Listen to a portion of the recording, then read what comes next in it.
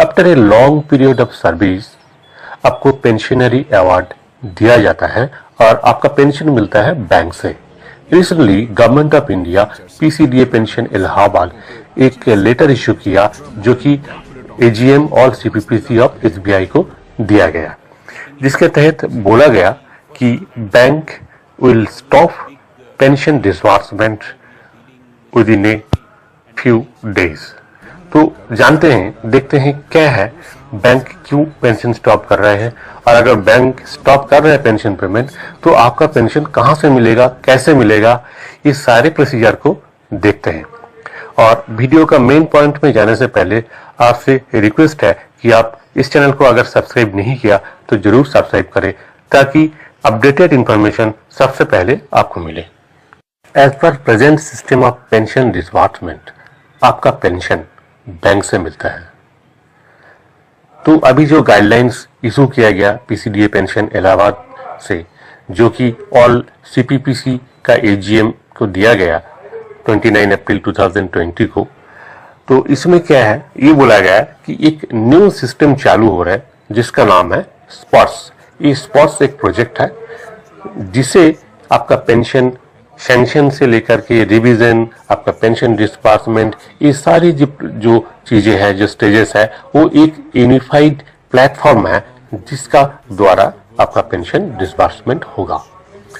तो अभी PCDA pension ये जो स्पॉट्स प्रोजेक्ट को इम्प्लीमेंट कर रहे हैं, ये एक यूनिफाइड स्टेजेस है। जैसे कि बताया कि सारे स्टेजेस को एक यूनिफाई करके, एक इंटीग्रेट करके एक जो है सिस्टमेटिक जो पेंशन डिसबर्समेंट सिस्टम है वो बनाया गया। तो जो लेटर है इसमें जैसे कि आप देख सकते हैं, इसमें बताया गया कि project spots is under implementation phase, और after implementation of project spots all activities from pension sanction to disbursement of defence pensioners will be done by them. और आपका बैंक जो है आपका पेंशन डिसबर्स नहीं करेंगे। ये जो एक्शन है ये फेज्ड मैनर में किया जाएगा, यानी कि डिफरेंट फेज में होगा। एक ही बार में सबका जो पेंशन बैंक से दूसरा जो सिस्टम स्पॉट्स है उसमें नहीं किया जाएगा। फर्स्ट फेज में क्या होगा, सेकेंड फेज में क्या होगा, थर्ड फेज में क्या होगा, ये सारे फेजेस को देखते हैं। तो इसमें जो डिफरेंट फेजेस है उसको जैसे कि उन्होंने बताया कि फर्स्ट फेज जो है ये होगा जो न्यूली पेंशन, यानी कि जो इस महीना में पेंशन आ रहा है उनका जो पेंशन है वो फर्स्ट फेज में कवर किया जाएगा। उनका पेंशन क्या होगा, डायरेक्टली स्पष्ट प्रोजेक्ट के थ्रू उनका अकाउंट में जो है क्रेडिट हो जाएगा। ये बैंक का इसमें कोई रोल नहीं रहेगा। पीसीडीए पेंशन जो स्पष्ट प्रोजेक्ट जो अपनाया, इस प्रोजेक्ट का जो इम्प्लीमेंटेशन है उसका कुछ मेथोडोलॉजी उन्होंने बताया। जैसे कि बाकी जो न्यू पेंशनर के अलावा जिनका पेंशन बैंक से ऑलरेडी हो रहा है, जैसे आपको बैंक से ऑलरेडी पेंशन मिल रहा है, तो आपका जो पेंशन सिस्टम है वो कैसे इम्प्लीमेंट होगा स्पर्श का तहत, स्पर्श प्रोजेक्ट के अंडर में आप कैसे आओगे, तो उसका जो मेथोडोलॉजी है वो बताया गया। तो बैंक ने सजेस्ट किया दो डिफरेंट मेथोडोलॉजी। इनमें से पीसीडीए का जो सजेस्टेड मेथोडोलॉजी है, इनमें से कोई मेथड, कोई किसी एक मेथड को बैंक अपना सकते हैं। तो आप देखते हैं वो मेथड्स क्या है।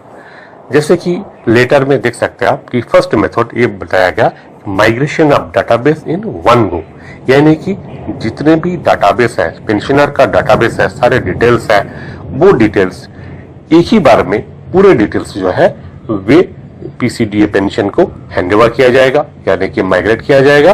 और उस डाटा जब उनके पास पहुंच गया, उस डाटा का यूटिलाइज कब से होगा, उस डाटा को वैलिडेट कब से होगा, वो बताएंगे बैंक।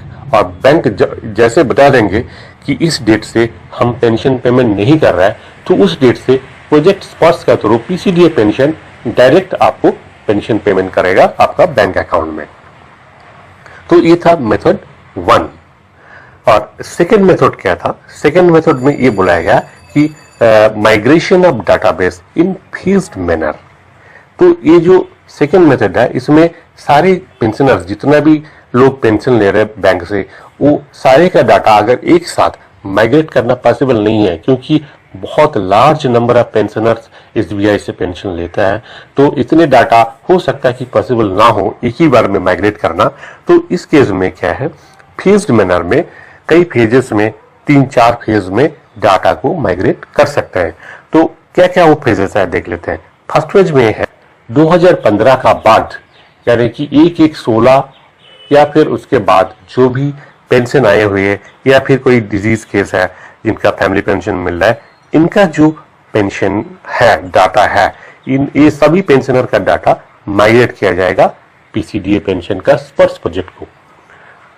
और जैसे ही ये डाटा उनको दिया जाएगा और डाटा वैलिडेशन होगा, उस दिन से बैंक आपका इन लोगों का पेंशन डिस्बर्समेंट बंद कर देंगे और पीसीडीए पेंशन डायरेक्ट जो है पेंशन डिस्बर्स करेंगे। अब आते हैं सेकेंड फेज में। सेकेंड फेज में जैसे सजेस्ट किया गया कि pre 2016 case where 7 CPC revision has been carried out, यानी कि वो सारे पेंशनर्स जो 1/1/16 से पहले पेंशन आए हुए हैं और जिनका पेंशन केस 7 सीपीसी का रिवीजन कवर हो चुका है, यानी कि आपको 7th पे कमीशन का पेंशनरी रिवीजन का जो बेनिफिट है वो मिल चुका है, ऐसे जो पेंशनर है उनके जो डाटा है वो माइग्रेट किया जाएगा स्पर्श प्रोजेक्ट के थ्रू। और जैसे पहले बताया गया कि डाटा वैलिडेशन होगा, यानी कि जिस दिन से बैंक पेंशन पेमेंट बंद कर देंगे उस दिन से ये पेंशन पेमेंट जो है पीसीडीए पेंशन स्पर्श प्रोजेक्ट के थ्रू करना शुरू करेंगे। थर्ड फेज में रिमेनिंग केसेस जो भी है आफ्टर इम्प्लीमेंटेशन ऑफ 7 सीपीसी वो सारे कवर होगा थर्ड फेज में। और फोर्थ फेज में है नॉन एक्टिव केसेस, जहां पे पेंशन स्टॉप हो चुका है बट उनका पेंशनरी अकाउंट बैंक में है, वो केसेस कवर होंगे थर्ड फेज में। तो अब बैंक ने जैसे रिक्वेस्ट किया कि ये जो सजेस्टेड मेथोडोलॉजी है, ये मेथोडोलॉजी कितना फीजिबल है, कौन सा मेथोडोलॉजी अपनाएंगे बैंक, ये चीज जो है बैंक ने बताना है पीसीडीए पेंशन को। इसके लिए जो है पीसीडीए पेंशन ने रिक्वेस्ट किया बैंक का सीपीपीसी को।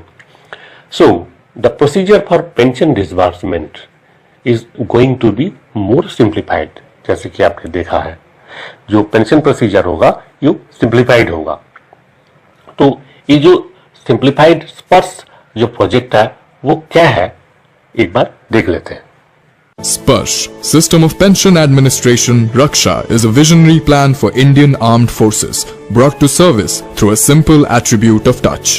Existing legacy system of pension was handled through distributed data repositories, thus lacking in single source of truth. There were multiple standalone applications developed in incremental need basis, while there was inadequate grievance redressal mechanism for pensioners. To obviate the above shortcomings, Ministry of Defence announced the program to develop a centralized application that would integrate and automate the pension life cycle process from initiation to sanction till disbursement with a single app touching 3 million lives. This aims to be a one-stop portal for pensioner information and dissemination, enhancing service delivery to the pensioners and reducing the scope for grievances. What makes the portal a true delight is reduced time for initiation to sanction, verification of data by pensioner before sanction, hassle-free identification using Aadhaar, manage pension and personal profile anytime, anywhere, right pension at right time, pension history and pension slips, time-bound resolution to grievances and requests. So friends, आपने देखा होगा स्पर्श क्या है, कैसे वो काम करेगा, कैसे यूनिफाई होगा डाटा, कैसे हमारा पेंशन सैंक्शन से लेकर पेंशन रिवीजन और कोई ग्रीवेंस रिड्रेसल होगा कैसे, वो सारी चीजें आपने देखे हैं। और hope this information is useful enough for you. आपको और ज्यादा अगर जानकारी चाहिए तो आप कमेंट बॉक्स में कमेंट कीजिए। कोई भी किसी भी प्रकार का क्वेरी होगा वो जरूर अटेंड किया जाएगा और जितना भी जानकारी हमारे पास है वो हम आपको दे सकेंगे। और कोई अगर सोर्स से आपको जानकारी मिल सकता है वो सोर्स भी हम बता देंगे आपको। तो अपडेटेड सर्विसमैन का वेलफेयर रिलेटेड कोई भी न्यूज होगा आप सबसे पहले मिल पाएंगे आपको। और इसके लिए आप हमारे चैनल को जरूर सब्सक्राइब कीजिए। Thank you.